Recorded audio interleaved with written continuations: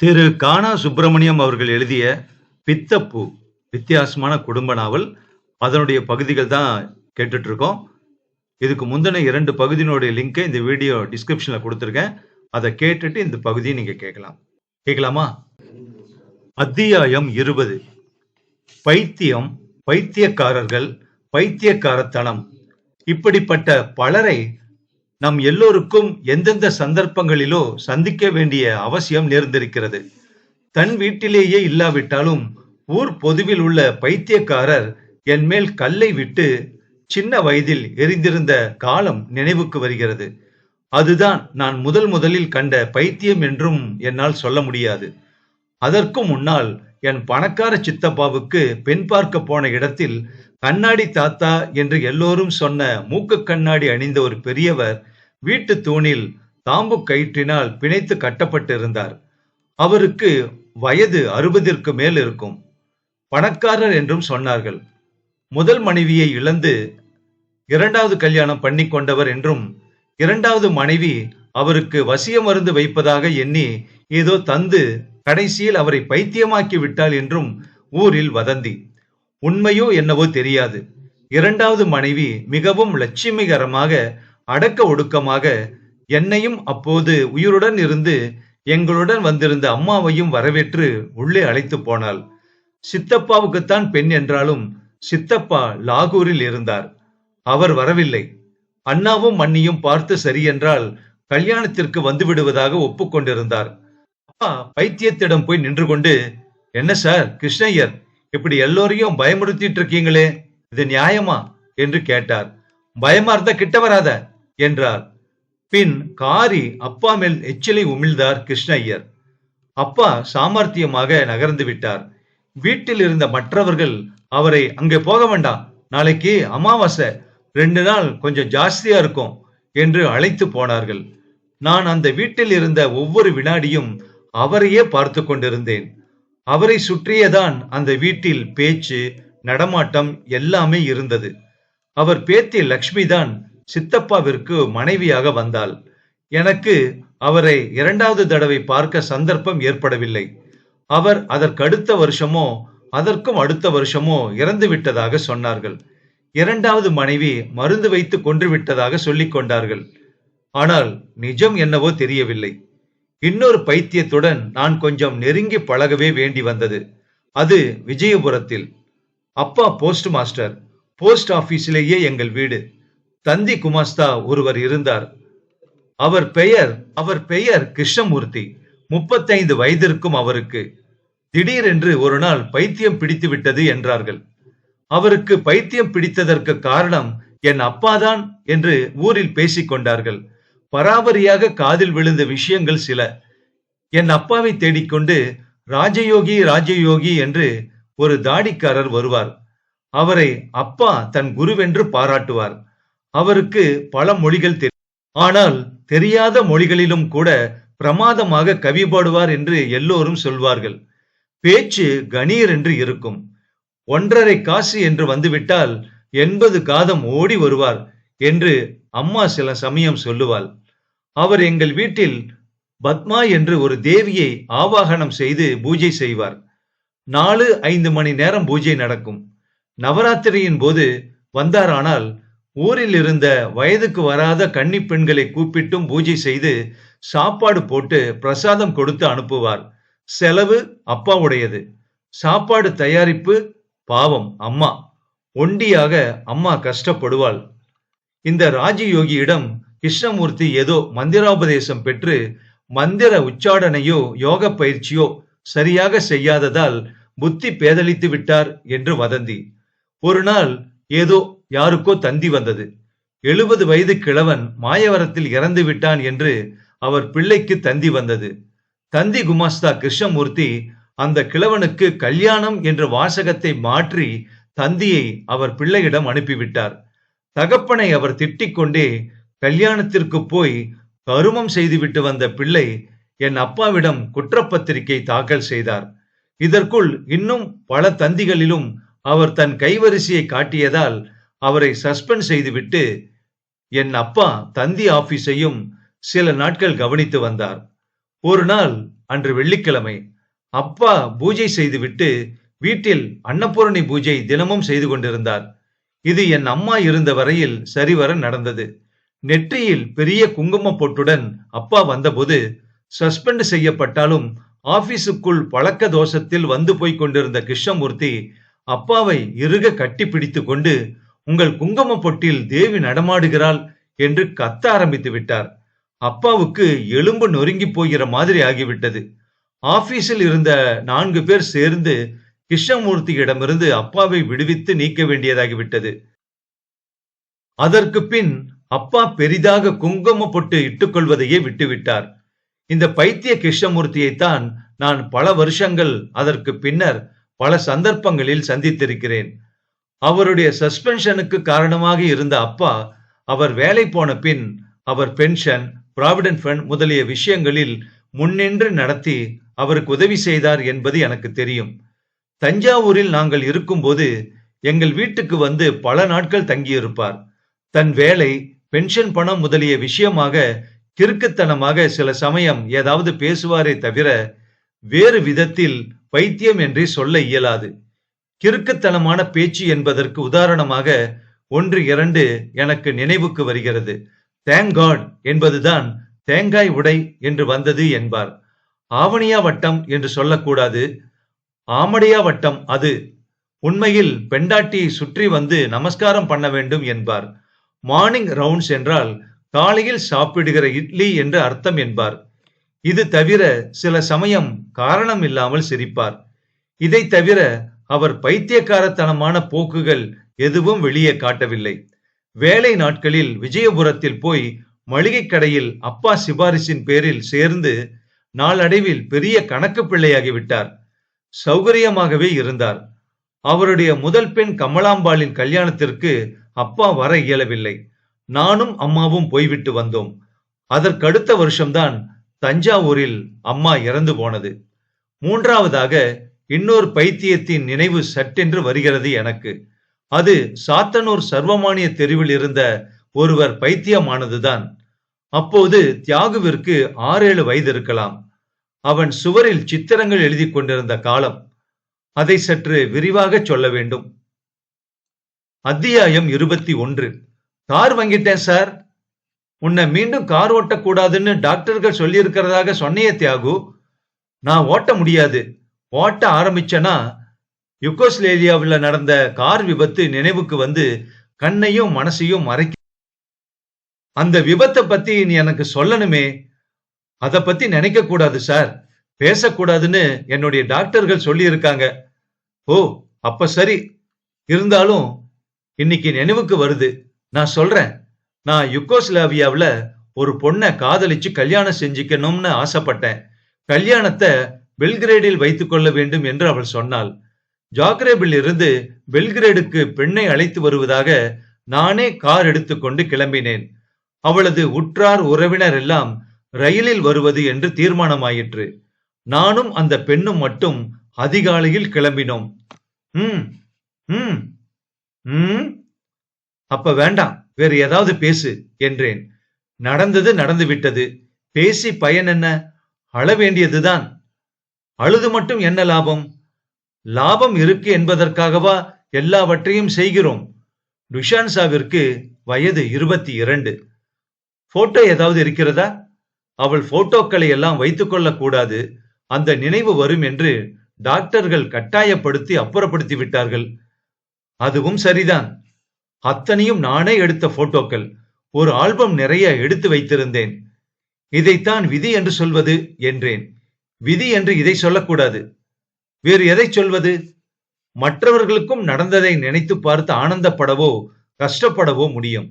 என்னால் நினைத்து பார்க்க முடியாதபடி தடை விதிக்கப்பட்டிருக்கிறதே, இதைத்தான் விதி என்று சொல்ல வேண்டும். தடை டாக்டர்கள் விதித்திருக்கிறார்களா? இல்லை, என் மனமே கூட தடை விதித்திருக்கிறது என்று எண்ணுகிறேன். என் டுஷான்சோவின் உருவத்தை கூட என்னால் காண முடியவில்லை. அவள் பெயர் டுஷான்சாதானா இல்லை வேறு ஏதாவதா என்று கூட நினைவுக்கு வரவில்லை எனக்கு. பெல்கிரேட் போகும்போதுதானா அந்த விபத்து நடந்தது? ஒன்றும் தெரியவில்லை. என்ன நடந்தது? ஏதோ நடந்தது. நடந்தது நடந்தது நடந்தது நடக்கப் போவது, நிற்கப் போவது, ஓடப் போவது, முடிய போவது. வரேன் சார், டாக்ஸி நின்னுகிட்டு இருக்கு என்றான். அத்தியாயம் 22. சாத்தனூரில் சர்வமானிய தெருவில் ராமச்சந்திர சாஸ்திரிகள் என்று ஒரு புரோகிதர் இருந்தார். பார்ப்பதற்கு சித்தானை குட்டி மாதிரி கருப்பாக ஆஜானுபாகுவாக இருப்பவர். ஒரு படி அரிசி வடித்து தினமும் சாப்பிடுபவர் என்று அவரை சொல்லுவார்கள். நன்றாக சாப்பிடுபவர் என்பதால் அவருக்கு போஜனம் பண்ணி வைப்பதில் தெருவில் இருப்போருக்கு மிகவும் திருப்தியாக சாப்பிடுவார். அது தங்கள் பித்ருக்களுக்கு திருப்தி அளிக்கும் என்று இந்த பிராமண ஸ்திரீகளின் நம்பிக்கை. எங்கள் வீட்டிற்கு 5-6 வீடுகள் தள்ளி மேற்கே அக்ரஹாரத்தில் அவர் வீடு இருந்தது. அவருக்கு சீதா லட்சுமி என்று மனைவியும் ஒரு கல்யாணமான பெண்ணும் சிறு பையன் 10 வயதிற்கும் ஒருவனும் இருந்தனர். சீதா லட்சுமியை பற்றி ஊரில் முக்கியமாக பெண்களுக்கு நல்ல அபிப்பிராயம் கிடையாது. ஏதாவது கல்யாண வீட்டிற்கு போனால் என்றால் அங்கு யாராவது ஏதாவது நகையையோ சாமானையோ கை தவறி கவனப்பிசகாக வைத்துவிட்டு 2 நிமிஷங்கள் மறந்துவிட்டால் அதை அப்படியே அபே செய்து உரிய வழிகளில் கும்பகோணத்தில் இருந்த தன் சிற்றன்னை ஒருத்திக்கு அனுப்பி வைத்து அதை விற்று காசு பண்ணி விடுவாள் என்று சொல்வார்கள். திருடர்கள் கோஷ்டி மாதிரி இது திருடி கோஷ்டி என்பது தெருவில் பிரசித்தமான விஷயம். ராமச்சந்திர சாஸ்திரிகளுக்காக அவளை கொஞ்சம் பொறுத்து கொள்வார்கள், அவ்வளவுதான். அதுவும் ஓரளவுதான். அந்த பெண்ணின் பெயர் உமா. அவளுக்கு கும்பகோணம் திருடி கோஷ்டியின் தலைவியின் 2வது மகன் குஞ்சிதத்தை கல்யாணம் செய்து வைத்திருந்தார்கள். குடும்ப உறவும் திருட்டு உறவும் சேர்ந்து கொண்டு லாபகரமாக இருந்தது. இந்த ராமச்சந்திர சாஸ்திரிகளுக்கு ஒரு நாள் திடீரென்று பைத்தியம் பிடித்து விட்டது என்றார்கள். அதிகாலையில் வேட்டி துணிகளை கிழித்து எறிந்துவிட்டு நல்ல வேளையாக கோவணம் கட்டியிருந்தார். வீட்டை விட்டு ஓஹோ ஓன் என்று சத்தம் போட்டுக்கொண்டு கிளம்பி விட்டார். அவர் என்ன சொல்கிறார் கேட்கலாம் என்று சப்த மிகுதியால் சற்று கவனித்து கேட்ட பிறகுதான் தெரிந்தது.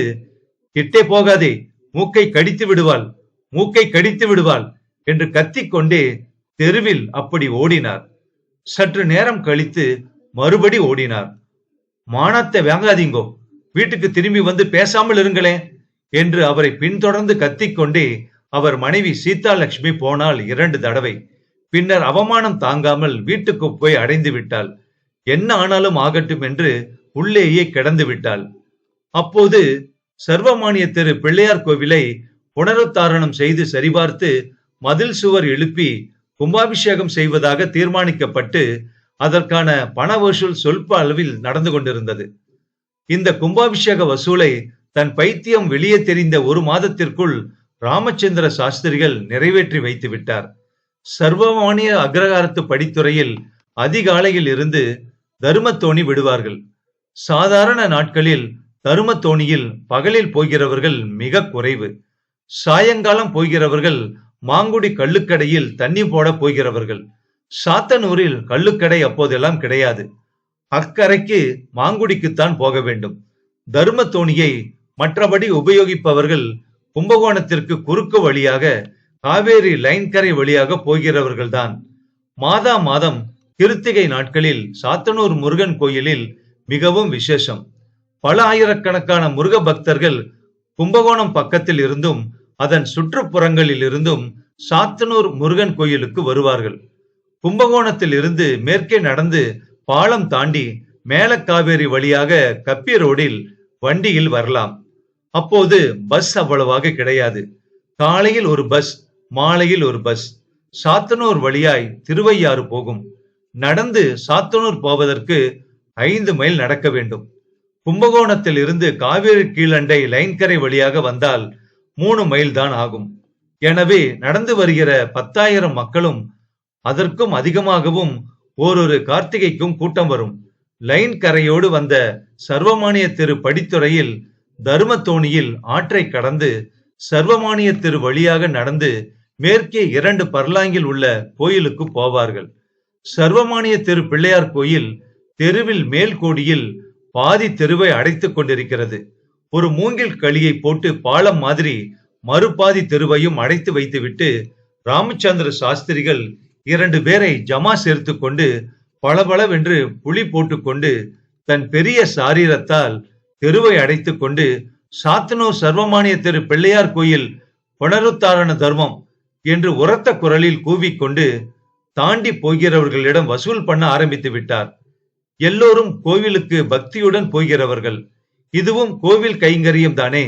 இருக்கிற ரூபாய் கால், அரை, 1 என்று கொடுப்பதற்கு அவர்கள் தயங்கவில்லை. இப்படி முதல் கார்த்திகை வசூல் மட்டும் 6000 ரூபாய் சேர்ந்தது. அதை டிரஸ்டி மகாலிங்கம் நன்றியுடன் என்றுதான் சொல்ல வேண்டும் பெற்றுக்கொண்டார். அதில் பாதியையாவது அவர் கோயில் புனருத்தாரணத்திற்கு செலவிட்டார் என்பது நிச்சயம். முழுவதும் அவருக்கே உபயோகப்பட்டு விடாது. தெய்வ பயம் இன்னும் கொஞ்சம் மனிதர்களிடையே ஒட்டி கொண்டிருந்த காலம் அது. 3 கிருத்திகைகளில் ராமச்சந்திர சாஸ்திரிகள் பிள்ளையார் கோயில் புனருத்தாரணத்திற்கு வேண்டிய பணத்திற்கு அதிகமாகவே வசூல் செய்து விட்டார். இந்த 3 கிருத்திகைகளில் நடு கிருத்திகை ஆடி கிருத்திகையாக அமைந்துவிடவே ஏராளமான ஜனங்கள் அன்று மட்டும் 10-12,000 ரூபாய் சேர்ந்தது என்று சொல்லிக் கொண்டார்கள். எனக்கோ மற்றவர்களுக்கோ இந்த கணக்கு வழக்கெல்லாம் தெரியாது. மொத்த புனருத்தாரண பட்ஜெட்டே 15,000 முதல் 20,000 வரையில்தான். எல்லாமாக சேர்ந்து மகாலிங்க ஐயரிடம் 40-45,000 சேர்ந்து விட்டதாகவும், அதில் ஒரு 20,000த்திற்கு அவர் வேறொரு கிராமத்தில் 3 ஏக்கர் நிலம் வாங்கியதாகவும் சொல்லிக் கொண்டார்கள். செய்யக்கூடியவர்தான். ஆனால் ராமச்சந்திர சாஸ்திரிகள் பணத்தை நிஷ்களங்களாக பிள்ளையார் கோயிலுக்கென்றுதான் சேர்த்தார். இந்த பண வசூல் வேகம் இருந்த வரையில் ராமச்சந்திர சாஸ்திரிகளின் பைத்தியம் கொஞ்சம் கட்டுக்குள் அடங்கியிருந்தது என்றுதான் சொல்ல வேண்டும். அந்த சேஷ்டைகள் பல தெரியும். அடிக்கடி கிட்ட போகாத, மூக்க கடிச்சிருவா என்று தெருவெல்லாம் கேட்கும்படியாக முழக்கமிடுவார். நினைத்து கொண்டால் திடுதிப்பென்று வேட்டியை நெருப்பு பற்றக்கொண்ட மாதிரி தூக்கி எறிந்துவிட்டு குறுக்கும் நெடுக்கும் 4 தரம் தடதடவென்று ஓடுவார். சில சமயம் ஓடி காவேரியில் குதித்து விடுவார். தண்ணீர் மேலெல்லாம் வழிவதை துடைத்துக் கொள்ளாமலே பெரும் கருத்த சரீரத்துடன் அவர் தெருவோடு கையையும் காலையும் வீசிக்கொண்டு வரும்போது பயங்கரமாகவே இருக்கும். ஒன்றும் நடக்காவிட்டாலும் எந்த நிமிஷமும் எதுவும் நடந்துவிடும் போல ஒரு பயம் ஏற்படும். ஆடி கிருத்திகைக்கு முன் அமாவாசை வந்துவிட்டு போனதால் அந்த அமாவாசைக்கு ராமச்சந்திர சாஸ்திரிகளின் பைத்தியம் உச்ச கட்டத்தை எட்டியிருந்தால் கூட அவர் கவனம் முழுவதும் பண வசூலில் இருந்ததால் அதன் விளைவுகள் பெரிதாக தெரியவில்லை. ஆனால் அதற்கடுத்த அமாவாசைக்கு பைத்தியத்தின் சேஷ்டைகள் அதிகமாக தெரிய ஆரம்பித்து விட்டன. ஆங்கிலேயர்கள் தங்கள் மொழியிலேயே பைத்தியத்திற்கும் சந்திரனுக்கும் உறவு ஏற்படுத்தி கொண்டிருக்கிறார்கள். பைத்தியத்தின் நுட்பம் தெரிந்துதான் அப்படி வைத்திருக்கிறார்களோ என்று சொல்ல வேண்டியதாக இருக்கிறது. சில பைத்தியங்களை அமாவாசை நெருங்க நெருங்க அதிகமாக இனம் கண்டுகொள்ள முடிகிறது என்பது உண்மைதான். ராமச்சந்திர சாஸ்திரிகளுக்கு பைத்தியம் பிடித்து 2வது அமாவாசை என்று தெருவில் ஒரே ரகளை. பக்கத்து வீட்டுக்கார அலமேலு என்கிற பெண் கல்யாணமாகி புதிதாக புருஷன் வீட்டுக்கு போய்விட்டு சாத்தனூரில் தன் அப்பா வீட்டிற்கு வந்திருப்பவள். தன்னை அழகி என்று கொஞ்சம் ராங்கி பிடித்த போதிலும் நல்லவள் தான் அவள். அவள் குளிக்க காவேரிக்கு கிளம்பும் போது, காவேரியில் குளிக்க போறதுக்கு சோப்பு பெட்டி எதுக்குடி என்று அவள் கையில் இருந்த சோப்பு பெட்டியை பிடுங்கி தூர எறிந்து விட்டார். அந்த பெண் ஓவென்று பயந்து அலறிக்கொண்டே உள்ளே ஓடிவிட்டாள். தெருவோடு வெற்றிலை விற்று கொண்டு போன ஒரு சாய்பு கையில் இருந்த வெற்றிலைகளை எல்லாம் பிடுங்கி, இங்க யாரிடம் உன்னை வெற்றிலை விற்க சொன்னது என்று எரிந்து விட்டார். பக்கத்து வீட்டு சுப்பிரமணியனின் மகன் புஸ்தக மூட்டையை சுமந்து கொண்டு ஸ்கூலுக்கு கிளம்பியவனை தடுத்து நிறுத்தி, நீ சிகரெட் பிடிக்க எதுக்குடா ஸ்கூலுக்கு போகணும்? இங்கேயே உன் வீட்டுல சிகரெட்டு குடி, உன் அப்பன் சந்தோஷப்படுவான். அவன் வேறு என்னவோ குடிக்கிறான், நீ சிகரெட்டு தானே குடிக்கிற என்று அவனை பள்ளிக்கூடம் போக விடவில்லை. எல்லோரும் சேர்ந்து ஏதேதோ சொல்லி அவரை சமாதானப்படுத்தி பார்த்தார்கள். முடியவில்லை. நடு தெருவில் தெருவை அடைத்துக் கொண்டு போவோர் வருவோரையெல்லாம் வாயாலும் கையாலும் கிண்டிக் கொண்டிருந்தார். 11 மணி வாக்கில் ராமுடு வழக்கம் போல் கோயிலுக்கு போக மேற்கே கிளம்பும் போது, பண்ணிக்கிற கல்மிஷத்தை எல்லாம் பண்ணிக்கிட்டு உனக்கு என்னடா கோயில் என்று அவரை வழிமறித்து பேசாமல் தடுத்து விட்டார். நீ யாருடா என்று ராமுடு கேட்டதற்கு கபடமில்லாமல் சிரித்து கொண்டு, உன்னோட வப்பாட்டியோட புருஷன் என்று உரக்கச் சொல்லி கலகலவென்று சிரிக்க ஆரம்பித்து விட்டது அந்த பைத்தியம். தெருவில் கேட்டுக்கொண்டிருந்தவர்களுக்கு விஷயம் புரிந்துவிட்டது. ராமச்சந்திர சாஸ்திரிகளின் பைத்தியம் அவர் மனைவி விஷயமாக அவருடைய கையாளாகத்தனத்தினால் விளைந்ததுதான் என்று. ஏற்கனவே கசமுசவென்று தெருவில் ராமுடுவையும் சீதா லட்சுமியையும் சம்பந்தப்படுத்தி பேச்சு எழுந்திருந்தது. அதில் உண்மை இருப்பது இப்போது துல்லியமாக தெரிய ஆரம்பித்து விட்டது. சீதா லட்சுமி அம்மாள் வெளியே தலை காட்டவில்லை. ராமுடு தன் வீட்டிற்கு போனவர் கையில் ஒரு உருண்டையான விளக்காத சவுக்கு கட்டை எடுத்துக்கொண்டு வந்து நடு தெருவில் வேறு எங்கேயோ பார்த்து கொண்டு, கிட்ட போகாத, மூக்க கடித்து விடுவாள் என்று சொல்லிக் கொண்டிருந்த ராமச்சந்திர சாஸ்திரிகளை அந்த சவுக்கு கட்டையால் அடித்து விட்டார். ஐயோ என்று அலறிக்கொண்டு 2 கைகளையும் தலையில் வைத்து அழுத்திக் கொண்டு ரத்தம் பீரிட்டடிக்க தரையில் சாய்ந்து விட்டார் சாஸ்திரிகள். அப்போதுதான், அட பாவி, அவரை கொன்னுட்டியே என்று அலறிக்கொண்டு சீதா லட்சுமி அம்மாள் ஓடி வந்தாள். பக்கத்து வீட்டு மங்களம் பாட்டி வெல்லம் பானையிலிருந்து ஒரு பிடி வெல்லத்தை எடுத்துக்கொண்டு, இத ரத்தம் வர்ற இடத்துல தடவு, சரியாயிடும் என்று சொல்லிக்கொண்டே வந்தாள். ராமுடு சவுக்கு கட்டையை மெதுவாக உள்ளே கொண்டு போய் போட்டுவிட்டு எதுவும் நடவாதது போல கோயிலுக்கு கிளம்பி விட்டார். மகாலிங்க ஐயரும் அவருடைய பிள்ளை சாமாவுமாக ராமச்சந்திர சாஸ்திரிகளை அவர் வீட்டுக்கு இழுத்து போய் சீதாலட்சுமி அம்மாவை கேட்டு 2 தாம்பு கயிறுகளை வாங்கி அவரை திண்ணை தூணில் அசைய முடியாதபடி கட்டி போட்டார்கள். காஃபி மோர் ஏதாவது கொடு, டாக்டருக்கு சொல்லி அனுப்பு என்றெல்லாம் உபதேசித்து விட்டு மகாலிங்க ஐயர் வீடு கிளம்பினார். அவர் பிறருக்கு ஒரு விதத்திலும் உதவுவதே கிடையாது. ஆனால் இந்த விஷயத்தில் உதவியதற்கு காரணம் உண்டு என்று தெருவில் சொன்னார்கள். மொத்தம் தெரு வசூல் எத்தனை ஆயிற்று? பிள்ளையார் கோயில் கும்பாபிஷேகத்திற்கு என்பது ராமச்சந்திர சாஸ்திரிகளுக்கு மட்டும்தான் தெரியும். அவர் முழு பைத்தியமாக கட்டி போடப்பட்டு விட்டார். அதற்கு பின் அவர் எத்தனை என்று சொன்னாலும் யாரும் நம்ப மாட்டார்கள். 20,000-ஐ 2,000 என்று கூட சாதித்து விடலாம். இதை உத்தேசித்துத்தான் சாஸ்திரிகளை கட்டி போட்டு விட அப்பனும் மகனும் ஓடி வந்தார்கள் என்று ஊரில் சொன்னார்கள். சொன்னார்களை விட அபிப்பிராயப்பட்டார்கள் என்றுதான் சொல்ல வேண்டும். ஏனென்றால் அப்போதெல்லாம் தெருவில் மகாலிங்க ஐயருக்கும் அவர் குடும்பத்திற்கும் கொடிகட்டி பறந்த மாதிரிதான் என்று எனக்கு நினைவுக்கு வருகிறது. அன்று மாலை தியாகராஜன் எங்கள் வீட்டுக்கு வந்ததும் என் மனைவி ராஜி அவன் வாயை கிண்டியது நினைவுக்கு வருகிறது. அவ்வாத்து மாமாவை கட்டி போட்டிருக்காங்க என்றான் பையன். அவனுக்கு அப்போது 5-6 வயது இருக்கும். எதுக்குடா தியாகு அவரை கட்டி போட்டிருக்கு? அவருக்கு பைத்தியம் பிடிச்சிருக்கு. பைத்தியம்னா என்ன? வாயில வந்தபடி பேசுறார். அவ்வாத்து மாமியால தான் அவருக்கு பைத்தியம் பிடிச்சிருத்துன்னு அம்மா சொல்றா. அதுக்கு மேல குழந்தைய பேச விடாத, நல்லா இருக்காது என்று நான் சொன்னேன். ராமச்சந்திர சாஸ்திரிகள் பிறகு என்ன ஆனார் என்று இன்று வரையில் எனக்கு தெரியாது. டாக்டர் வந்தார், போலீஸும் வந்தது. ராமுடு தான் நிரபராதி என்று போலீசிடம் சொன்னார். யாரும் அவர் மேல் பைத்தியத்தை அடித்ததற்காக கேஸ் எதுவும் போடவில்லை. தன் புருஷன் பிள்ளையுடன் சீதா லட்சுமி அம்மாள் தன் உமாவுடன் சேர கும்பகோணம் போய்விட்டாள். 2 மாதங்களில் வீட்டையும் யாருக்கோ ரகசியமாக விற்றுவிட்டாள் என்று கேள்விப்பட்டோம். அதற்கு 2 மாதங்களுக்கு பிறகு நானும் சாத்தனூரை விட்டு கிளம்பிவிட்டேன். ராமச்சந்திர சாஸ்திரிகள் என்ன ஆனார், அவர் குடும்பம் என்னவாயிற்று என்று எனக்கு தெரியவில்லை. நானும் விசாரித்து தெரிந்து கொள்ள ஆர்வம் காட்டவில்லை. அத்தியாயம் 23. இந்த பைத்தியத்தை கல்யாணம் செஞ்சுக்கிட்டு ஏன் கல்யாணம் பண்ணிக்கிட்டோம்னு கஷ்டப்பட்டுக்கிட்டே காலத்தை தள்ளிக்கிட்டு இருக்கா. இவதான் லீலா. ஏன் அப்படியெல்லாம் சொல்ற? அவ விரும்பித்தானே உன்னை கல்யாணம் செஞ்சுக்கிட்டா? ஆமா, யுகோஸ்லாவியாவுல எனக்கு நேர்ந்த விபத்துக்கு அப்புறம் நான் 7-8 மாதங்கள் பேச்சு மூச்சு இல்லாம கிடந்தேன். அண்ணா ராஜா வீட்டுல தான் இருந்தேன். வேற எங்க போறது? அண்ணா தான் வைத்தியம் எல்லாம் பண்ணினா. என்கிட்ட பணம் ஏது, காசு ஏது? ஏன் நல்ல உத்தியோகத்தில் இருக்க, உங்ககிட்ட பணம் காசுக்கு என்ன குறைச்சல்? அப்படியெல்லாம் மத்தவங்களை போல இருந்தா ஏன் எனக்கு பைத்தியம் பிடிக்கிறது? சம்பாதிச்சத புஸ்தகங்கள் வாங்கிறது, சித்திரங்கள் வரைவதற்கு வர்ணங்கள், பிரஷ், திரைச்சீலை வாங்குவது என்று என் சம்பளத்தை எல்லாம் மீறி செலவாகிவிட்டது. கடன் வாங்காமல் காலம் தள்ளினால் போதும் என்று ஆகிவிட்டது எனக்கு. லீலா டாக்டருக்கு படித்து முடித்து விட்டாலோ இல்லையோ, MBBS ஆகிவிட்டது. MDக்கு படித்துக் கொண்டிருக்கிறாள். 3 வருஷமா? அது இல்லை, 5 வருஷம் ஆகும். அதற்கு பின் அவளும் சம்பாதிக்க ஆரம்பித்து விட்டால் சரியாக போய்விடுமே. அது இன்னும் கிடக்கிறது. ஆமாம், சொல்ல மறந்து விட்டேனே. அண்ணா கடிதம் எழுதியிருந்தான்.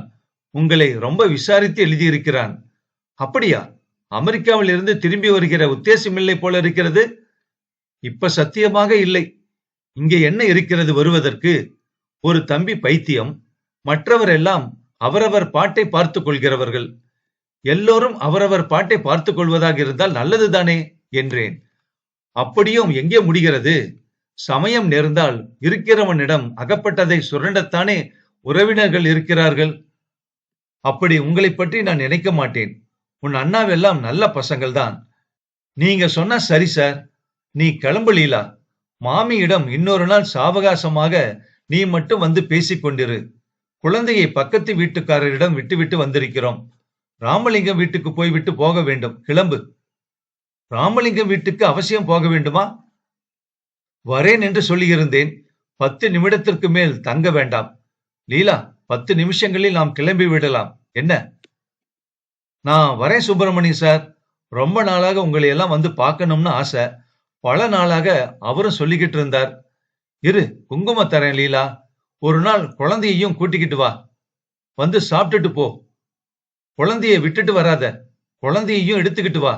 அவசரம் இல்லாம ஒரு நாள் பூராவும் இருந்துட்டு சாயந்தரம் காஃபி சாப்பிட்டுட்டு போகலாம். என்ன?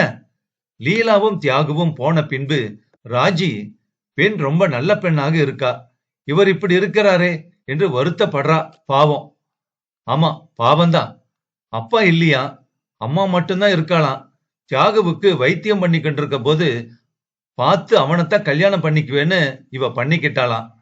அவளே டாக்டர், தெரிந்துதானே செஞ்சிருக்கா. இப்ப கஷ்டப்பட்டு என்ன பண்றது? உடம்பு தேறியறலாம் அப்படிங்கிற நம்பிக்கை இருக்கு. சில சமயம் பித்து அதிகமா போயிடுது. 2 மாசம் ஷதாராவுல அடைச்சு கூட வைக்கும்படியா ஆயிட்டுதான். ஒன்றும் ஒளிவு மறைவில்லாம கள்ளங்கவடம் இல்லாம இருக்கா அந்த பொண்ணு. பாவம். நாம தியாகுவுக்கு வேண்டியவங்க, அவனுக்கு நல்லதுதான் விரும்புவோன்னு சொல்றா. அவ்வளவுதான். சாத்தனூர் கோயிலுக்கு வேண்டிக்க சொன்ன என்றாள் ராஜி. இந்த கதையோட தொடர்ச்சி அடுத்த பகுதியில கேட்கலாம். சோ பைத்தியம் பைத்தியம் அப்படிங்கிறது மத்தவங்க சொல்லியா அல்லது நமக்குள்ளேயே அப்படி தோணுதா? எந்த விஷயம் நம்மள அப்படி சிந்திக்க வைக்குது? அது எல்லாமே நினைக்க நினைக்க ரொம்ப ஆச்சரியமா தான் இருக்கு. எவ்வளவோ தடவை உனக்கு பைத்தியம் இல்லை அப்படின்னு சொல்லி சொன்னாலும் தியாகு அதை நம்புற மாதிரி இல்லையே. தனக்கு பைத்தியம்தான், அதனாலதான் என்ன ஒரு ரூம்ல அடைச்சி வச்சிருந்தாங்க. இப்ப நான் பைத்தியம் தெளிஞ்சிட்டானான்னு எனக்கு தெளிஞ்சிருச்சான்னு எனக்கு தெரியல அப்படிங்கிற மாதிரி பல விஷயத்த போட்டு குழப்பிக்கிறாங்க. சோ அப்படி அந்த குழப்பமே அந்த பைத்தியம் தான் அப்படிங்கிற மாதிரி எண்ணம் நமக்குள்ள உதிக்குதா? பல சிந்தனைகளை ஏற்படுத்துது